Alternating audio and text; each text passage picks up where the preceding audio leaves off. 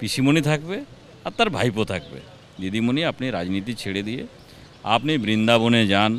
মাদ্রাসার একমাত্র কাজ হচ্ছে অ্যান্টি ন্যাশনাল তৈরি করা। ওকে তো ইমিডিয়েট অ্যারেস্ট করা উচিত, জেল ঢোকানো উচিত। ও নাকি কিতকিত খেয়েছিল, এবার গুলিডান্ডাও খেলবে এরপরে। আমিও টিভির মাধ্যমে দেখলাম 20 জন তৃণমূলের সাংসদ সই স্বাক্ষর করে দিয়েছে, মিডিয়াতেই আমিও দেখেছি। কিন্তু এটা 20 নয়, এর থেকেও বেশি সংখ্যা হতে পারে। কারণ আরও কয়েকজন আছে জবরদস্তি দিদিমণি এবং ভাইপো ধরে রাখার চেষ্টা করছে তাদেরকে, তারাও আর থাকবে না। যে তৃণমূল কংগ্রেস তথাকথিত বিনা সিম্বলের হতে চলেছে, সেখানে 2 জন থাকবে, পিসিমণি থাকবে আর তার ভাইপো থাকবে। আর যদি বিনয় মিশ্রা টিশ্রা যারা আছে তারা যদি থাকে, বাকি আর কেউ থাকতে চায় না এদের দলে। নূতন তৃণমূল হতে চলেছে। মহারাষ্ট্রের যে মডেল ছিল সেই মডেল, যেটা আপনার উদ্ধব ঠাকরে যে মডেল চালাচ্ছে, সেই মডেলটা এখানে দেখতে পাবেন এরপরে। সেটা তো আপনি জিজ্ঞেস করুন, অভিষেক ব্যানার্জিকে জিজ্ঞেস করুন, মমতা ব্যানার্জিকে জিজ্ঞেস করুন, তারা এই মডেলটা কেন তৈরি করেছে, তাদের এই মডেল হচ্ছে।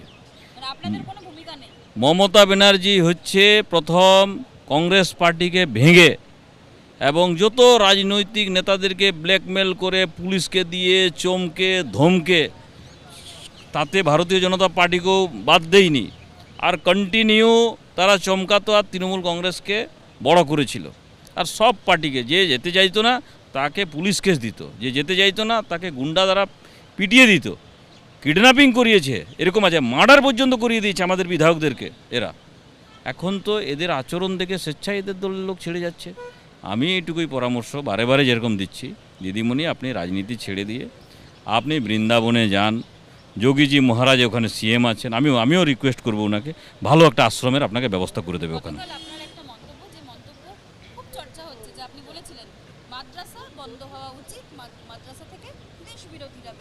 মাদ্রাসার কাজ কী আছে বলুন তো? আমাদের কি স্কুল কলেজ নেই এখানে পঠন পাঠনের ব্যবস্থা নেই নাকি? মাদ্রাসা কেন থাকবে? মাদ্রাসার কাজটা কি আমাকে বলুন? মাদ্রাসার একমাত্র কাজ হচ্ছে অ্যান্টি ন্যাশনাল তৈরি করা। আপনি দেখুন যতগুলো বেরোচ্ছে, যদি কেউ দিল্লিতে দেখুন ডাক্তার কয়েকজন এসেছিল, উচ্চশিক্ষায় শিক্ষিত, কিন্তু তারা কি কাজ করিয়েছে ভাবুন একবার। এটা চিন্তা ভাবনা করা উচিত গভর্নমেন্টকে। আমি সাংসদ হিসাবে পরামর্শ দিলাম।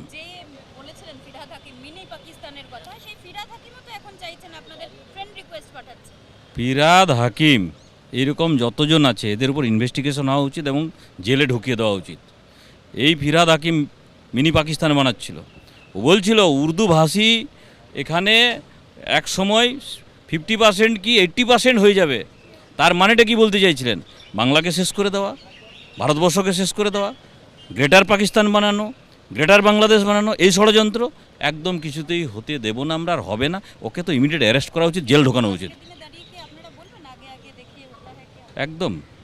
এই যে ডায়লগ ছিল, কুর্সি কা পেটি বাঁধ কে রাখো, মৌসুম বিগড়নে ওয়ালা है, আমি ছিলাম পার্লামেন্টে, আমি ভুলিনি। সেদিন খুব একদম আনন্দের সহকারে, মানে এমন মনে হচ্ছিল কি ঝাঁপ না দিয়ে দেই এর থেকে, পার্লামেন্টের উপরের থেকে, এত খুশি, এত বড় বড় ডায়লগ। আরেকজন কল্যাণবাবু বয়সে বড়, সেই জন্য আমি বেশি বুঝি, ও নাকি কিতকিত খেয়েছিল, এবার গুলিডান্ডাও খেলবে এরপরে। খেলেছে সেদিন সেরকম কিতকিত গ্রামে খেলে, সেরকম গুলিডান্ডাও গ্রামে খেলে, খুব খেলছে এখনও। ভগবান করুক আরও 2-4টা খেলা খেলবো।